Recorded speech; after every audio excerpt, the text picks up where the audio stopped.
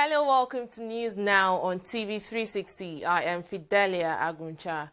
Nigeria's Minister of Health Isaac Adewale has dismissed fears of a monkeypox outbreak in Lagos State, Nigeria's biggest commercial city. According to the minister, laboratory tests on the 4 suspected cases have returned with negative results. The tests were conducted by the World Health Organization's regional laboratory in Dakar, Senegal. The minister also confirmed 17 suspected cases in Yenogwa, with 4 returning as positive. In total, 43 cases were reported in 7 states, including the Federal Capital Territory. Further laboratory tests will be carried out by Africa Center for Genomics and Infectious Diseases in Redeemers University, Ogun State. So far, we have sent 21 samples to Dakar. We have results from 19, and we are waiting 4 negative in Lagos, 12 negative from Bayelsa, 3 confirmed. That's the statistics. What we have is not a deadly strain. What we have is a virus that is almost self-limiting, like most viruses. We live with HIV. People with HIV are living longer life. There are many infections, hepatitis C and so on. Many, it's even B. So we should not stigmatize this. And this is my plea. Science and humanity will overcome any of these challenges. Giving us some time, our scientists will come out with vaccines, will come out with cure. Anywhere in the world, people will show interest. So let the media help to educate Nigerians that this is not a deadly issue. Measures that can be taken to prevent infection from monkeypox include avoiding contact with squirrels, rats, and similar animals in our context. It's important to remember that the largest risk period is in catching and killing these animals and not in the eating of the meat. This is especially the case where animals are sick and have died for whatever reasons. We should avoid contact with them. The public is also always advised to wash hands with soap and water after contact with animals or when caring for sick relatives. Effort, as we do it now, is actually not only to identify and have a better understanding of this virus, but actually also to make diagnosis better. Because for most of these organisms, they keep changing over time because of their ability. They try to adapt and they try to get better and better at infecting humans. And what we're doing is not only to monitor them, as I say, but characterize them better so that we can actually make much more potent and much more better diagnosis for the future. The World Health Organization says it will continue to offer Nigeria emergency assistance as the nation grapples with epidemic diseases, mostly in the Northeast. The WHO Regional Director for Africa, Rebecca Moeti, gave this assurance during a joint press briefing with the Minister of Health, Isaac Adewale, in Abuja. Moeti is on a 2-day official visit to Nigeria, primarily to assess WHO's humanitarian activities in the Northeast and the current response to polio eradication and the monkeypox outbreak in the country. We are very aware that there is a strong drive for having people who have had to flee their homes re-established and resettled in their homes, with a strong push by the security authorities to ensure that the context is conducive. Are working with the military in such a way that they go in and they ensure that places are safe for the health workers to then come and deliver services. And in some cases, in the inaccessible areas, they have been trained themselves with their medical corps and others in order to go in and to deliver the services directly as far as polio immunization is concerned. The visit will also enable her to discuss with us about ongoing efforts to contain the monkey virus outbreak, current efforts to contain yellow fever outbreak in some states in the country, and also to review the containment effort with respect to polio. As you will know, the last recorded outbreak of polio was in August 2016. And with our support, we've been able to put polio in check. We've been able to mount a robust response, not only in Borno State, but as part of a regional effort through the Lake Chad Basin Commission, which she actually spearheaded. At least 20 people are found dead in a fresh attack in Basa local government area in Plateau State, north-central Nigeria. The fresh attack comes less than 48 hours after the governor, Simon Lalong, imposed a dusk to dawn curfew on the area. A statement by Emmanuel Nanle, Director of Press Affairs, says the decision became necessary in a view of recurring incidences of attack in the area.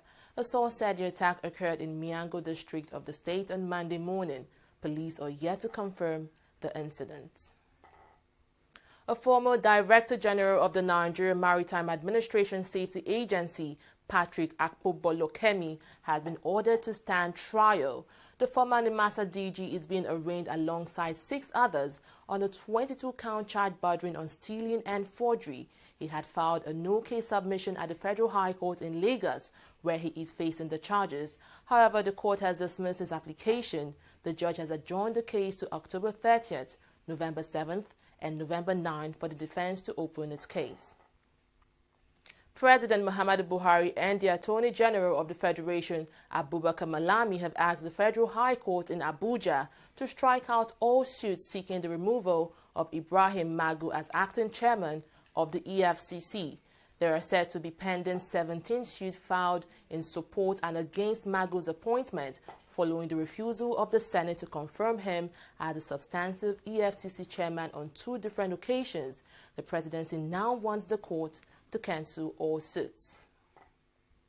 Vice President Yemi Osinbajo says allegations of contract violations raised by the Minister of State for Petroleum Ibe Kachukwu in his leaked memo to President Buhari, quote, does not exist. Osinbajo explained the Nigerian National Petroleum Corporation only conducted a shortlisting process for crude oil lifting, which did not involve financial transactions as stated by the petroleum minister. He also said $3 billion was awarded for various financing allocation funding contracts and another $3 to $4 billion MPDC petroleum service contract. African entrepreneurs have been urged to participate more in the growth of the continent's economy. Speaking at the Tony Elumelu Foundation Entrepreneurship Forum, all agreed a public-private partnership is the best way forward for Africa. The foundation, which is in its 3rd edition, sponsors 1,000 African entrepreneurs with $5,000 each to grow their businesses. This year's forum was held at the Nigeria Law School at Victoria Island, Lagos. It's one of the largest gatherings of young entrepreneurs in Africa. 1,000 entrepreneurs from all parts of the continent are gathered here in Lagos for the 3rd edition of the Tony Elumelu Foundation Entrepreneurship Forum, designed to empower young entrepreneurs by providing mentorship and seed funding to start their own businesses. Present at the gathering is Nigeria's Vice President Yemi Osinbajo, who is here to have a frank talk with the young entrepreneurs. It is a very special pleasure to meet you guys. By all predictions, you will be the wealthiest and most successful people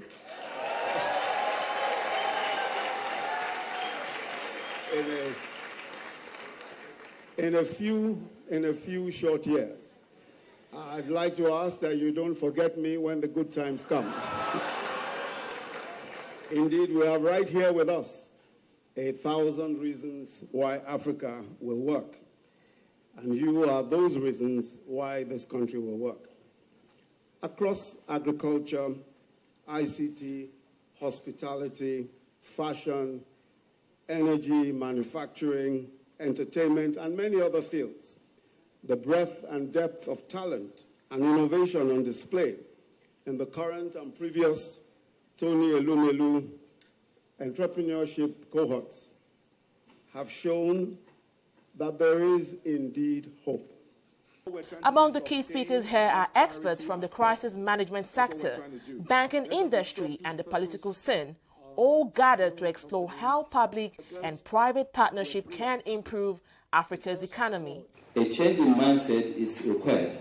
From a very early age, young Africans have to be encouraged, educated, equipped, and inspired to be employers of labor rather than being employees. And that's really what I think Tony is trying to do.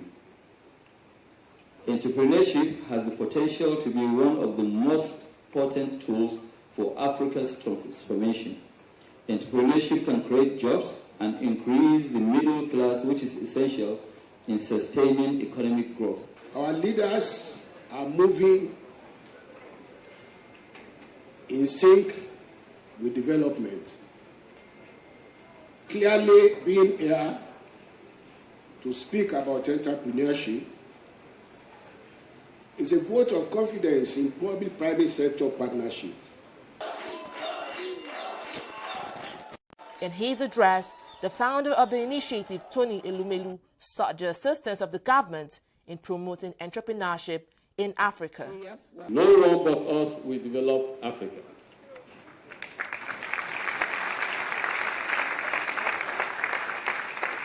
And the world should rethink how to engage with and intervene in Africa. If despite the sum of $500 billion spent in the past 10 years, we still remain perpetually dependent and poverty reduction needle has not been moved significantly. And by the way, let us not be shy to say to ourselves that Africa remains largely underdeveloped. A new development model is therefore needed. A development model that embraces shared prosperity and local value addition and long-term investment, and also private sector development and ultimately entrepreneurship. Hence, Afro-capitalism. On what the Nigerian government is doing to promote entrepreneurship and support SMEs, Vice President Yemi Osinbajo says it's at the core of the government's plan to grow the economy. What we have at the moment are several policies coming from several different government agencies. And we really need to work together, we need to bring them all together and then bring them up to scale. Because really, what we're talking about are very, very large numbers in Nigeria, very, very large numbers. So we can't do your 1,000, 2,000 here. We need to be able to deal with hundreds of thousands. And that's really what we're trying to work on now, to do an MSME policy that is big enough, wide enough, and covers enough scale to be able to address the problems that are on ground. The 1,000 entrepreneurs here will be rewarded with $5,000 each as seed funding from the Tony Elumelu Foundation to start up their businesses. Unemployment remains a big problem across Africa, but by promoting entrepreneurship, the foundation believes it would help to address the challenge and make a big impact among Africa's young population. Falling tankers has become a recurrent event on the Ojuelegba Bridge, leading to loss of lives and properties. The Lagos State government, as a result of this, cleared business activities and motor park under the bridge to limit casualty in case of tanker accident. This relocation led to the displacement of the major park under the bridge, which members of the Road Transport Employees Association of Nigeria have complained about. Majority Leader of the House of Representatives, Femi Gbajabiamila, on Monday secured a new park for the union while advising them to avoid acts of thuggery and support the Lagos State government in its effort to make the city habitable and secure lives. You know, motor parks are prone to a lot of nefarious activities sometimes. And what Lagos State government was doing was across board in Lagos State. It wasn't peculiar to Ojuelegba. Ojuelegba just happened to be one of those that were affected. Now, these are people who have also been very, very, this is their livelihood. So I did appeal to the governor, and the governor had a good listening ear when I spoke with him. He understood what I was saying. And what he did was something he didn't even do in other places, was to give them an extended period of time, about 2 months, because they were coming to demolish the place in 2 days, and they gave them another 2 months. And we found another place, a convenient place for them. State Chairman of the Association, Musa Muhammad, said the gesture by the lawmaker is an indication of good leadership and promised the union's cooperation with the government to achieve its policies and programs. We are telling the public that we are not out. We are responsible human beings like others. When the government called us about the underbridge, we approach the government. Let's get a place to us so that we can manage with our vehicles. We'll be able to clean the place and put light for the place. It's enough for us. And I believe We met our leader, he met with the governor, and the governor now give us this place we should manage, and we'll manage it by God's grace. The United Nations Population Fund is calling for increased and effective fistula prevention and intervention if the demographic dividend for 2030 are to be actualized. This is according to the Nigeria representative for the agency, D.N. Keita.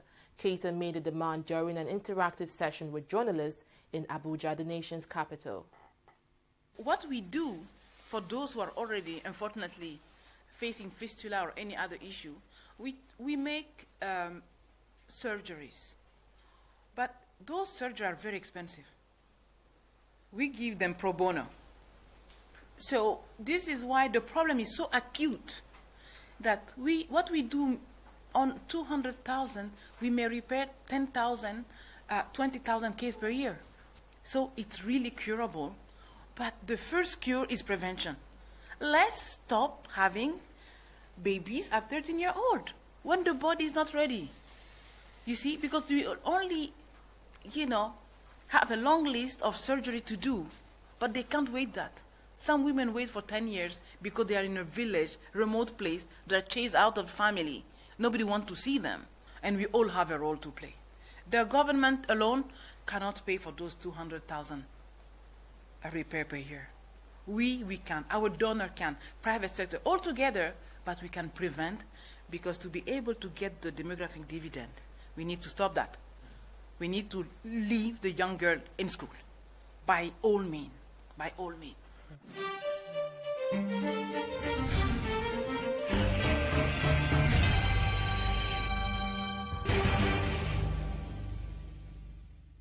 My people, for Obodo, Nigeria, one infection don't surface in some part of this country, what them they call monkeypox. This infection now from bushmeat, especially monkey, rat, and squirrel. Now the fluid from this animal, they cause some more. As we get this infection, we get fever, headache, back pain, rashes for all in body like chicken pox, but no be chicken pox, now monkey pox. The only way to stop this obonge yamayama infection, now to stop eating bushmeat. Have been any bushmeat we don't die, especially monkey, rat, and squirrel. Make we try to wash our hand with soap and water before eating any food. Sanitize are good if you get some to the wash and regularly. Make all of our health workers, they use protective instrument, medicine, we fit cure this obonge infection. Never day, but we fit avoid them. The Federal Ministry of Health and the National Center for Disease Control don't put head together to fight this monkey pox all over states. Make now open eye so that monkeypox no go spread. If you suspect any symptoms of monkeypox, make you quickly rush go any health facility way near you. Our guy Presido Mohammed Buhari want everybody make we dey kampe so that we go jolly in good government. Health na weto monkeypox. Now we fit chase am come on. Now Federal Ministry of Health bring una this message.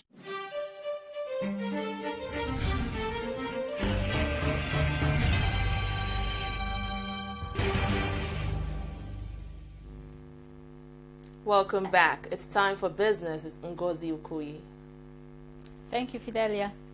Nigeria's Minister of Finance, Kemi Adeosun, has assured that the federal government would not be reckless with foreign borrowings as it maintains an expansionary fiscal policy. Her assurance comes less than a week after President Muhammadu Buhari wrote to the Nigeria Senate seeking approval for external loan of $3 billion and the issuance of a $2.5 billion Euro bond in the international market. According to Adeosun, the federal government adopted an expansionary fiscal policy with an enlarged budget in order to deliver a fundamental structural change to the economy, thereby reducing the country's exposure to crude oil. Concern over oil supplies from Iraq has pushed crude price higher as the country's government continued its move against Kurdish forces. The price of Brent crude rose 1.6% to $58.12 a barrel, while U.S. crude climbed 1.4% to $52.16. Meanwhile, Iraqi officials say they have seized oil installations near the disputed city of Kirkuk, but Kurdish officials deny this. Iraq has the second largest output in the OPEC oil producers cartel. A total number of 120 stocks traded today on the floor of the Nigeria Stock Exchange, leaving the all shares index close at 36,970.81. That is a 0.33% rise. The market capitalization also increased by over 40 million. The top 4 advances of the day include GlaxoSmithKline Consumer, Stanbic IBTC, Zenith Bank, and Nascon Allied Industry PLC. Decliners had Nigeria Breweries, Vitafoam, Custodian and Allied PLC, including Medview Air PLC, leading the chart. The financial service industry still dominated the most traded stock on that list, where Transnational Corporation of Nigeria, UBA, Guarantee Trust Bank, and First City Monument Bank. A total turnover of 217.959 million units valued at 2.731 billion traded in 4,262 deals. And that's it on business news. When we return, it's foreign and sport news. Don't go away.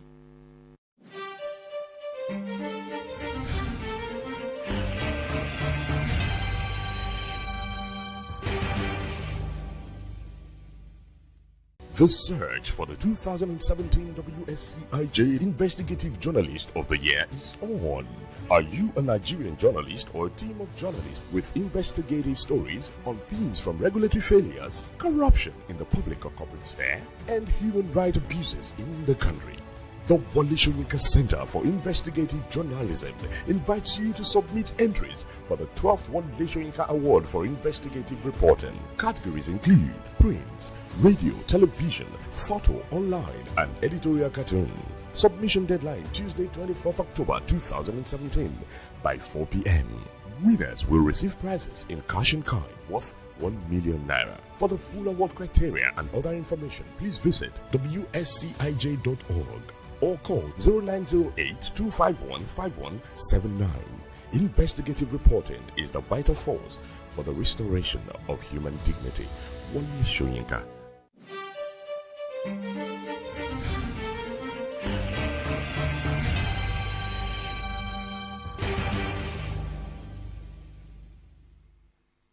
Glad to have you back. You're watching News Now on TV360. More than 300 people have been confirmed dead after a twin bomb explosion in Somali's Mogadishu. The death toll has steadily risen since Saturday when the blast struck 2 busy junctions in the heart of the city. Officials say the toll might rise as some people are still missing. No organization has claimed responsibility for the attack, which has been described as the deadliest assault in the country since over a decade. At least 33 people died in the Kenyan capital, Nairobi, during a police crackdown on opposition supporters. According to Amnesty International and Human Rights Watch, the dead include a child and a pregnant woman, bringing the nationwide death toll in the crackdown to 45. The groups are accusing the Kenyan police of using excessive force on the protesters, stressing that most of them were killed as a result of action by the police. Kenya's opposition has staged a series of protests demanding electoral reforms following the annulment of the August election by the Supreme Court over irregularities. As the euphoria over Nigeria's qualification for the Russia 2018 World Cup dies down, attention is now turning to the country's preparation for the global football event. The Super Eagles still have a game in hand against Algeria next month, but the outcome would be a mere formality. Coach Gennaro now says he is focused on taking the best team to Russia next year and is already looking beyond the group stage for Nigeria. It's been just over a year since Gennaro took over the Nigerian national team, and the German has so far not disappointed. The 63-year-old has only lost 1 of his 10 matches in charge, topping it up with a qualification for the 2018 World Cup.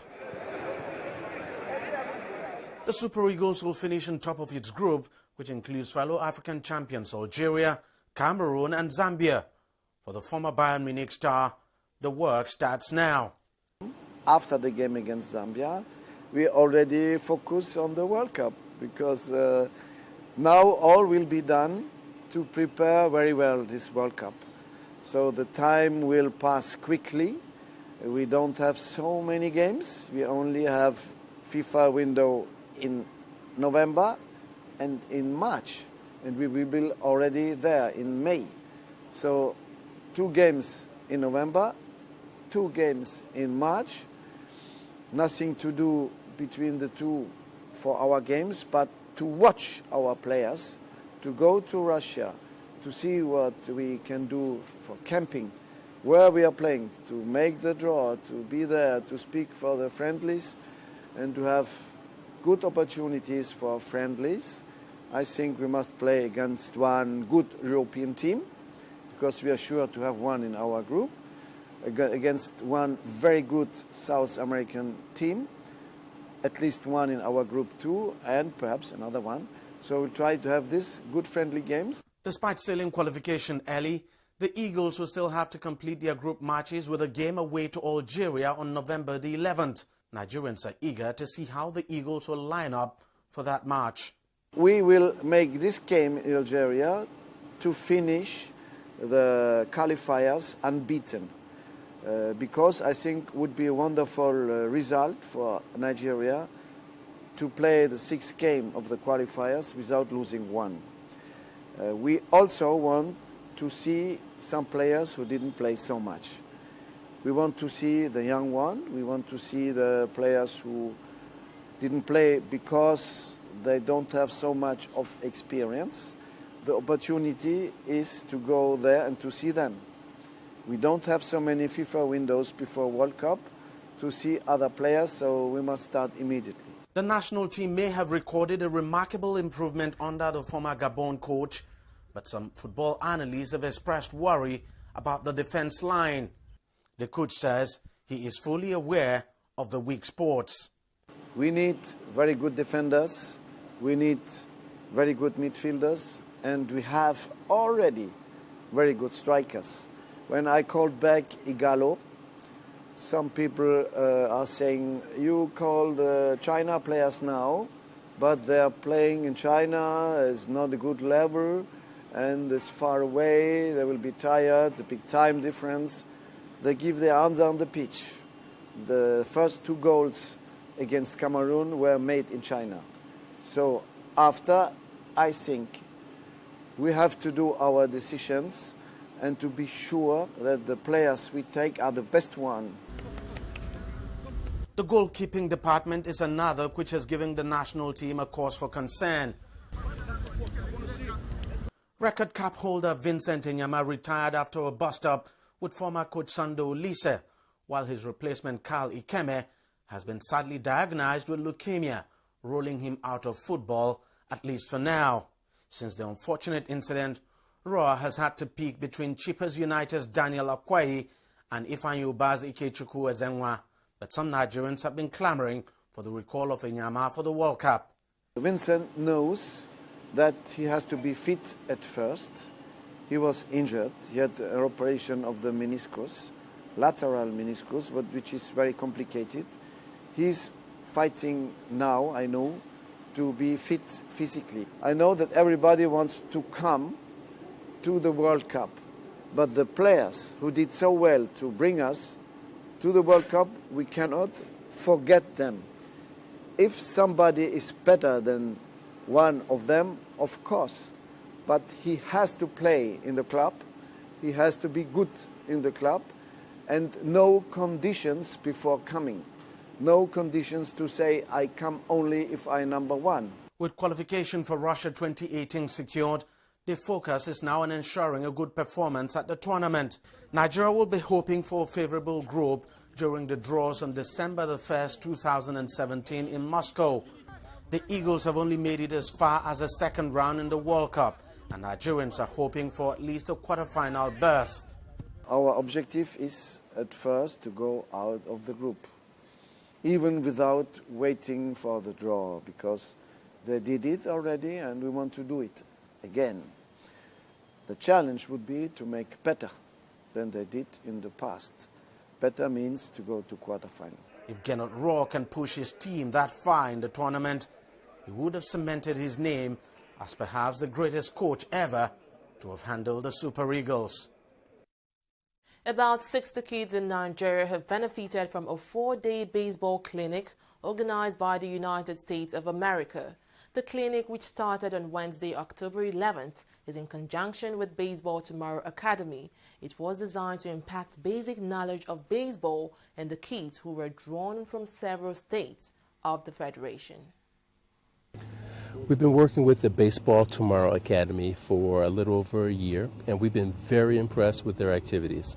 They're doing a great job of spreading baseball around the country, and they're utilizing it as an opportunity to engage youth in Nigeria in very, very positive things.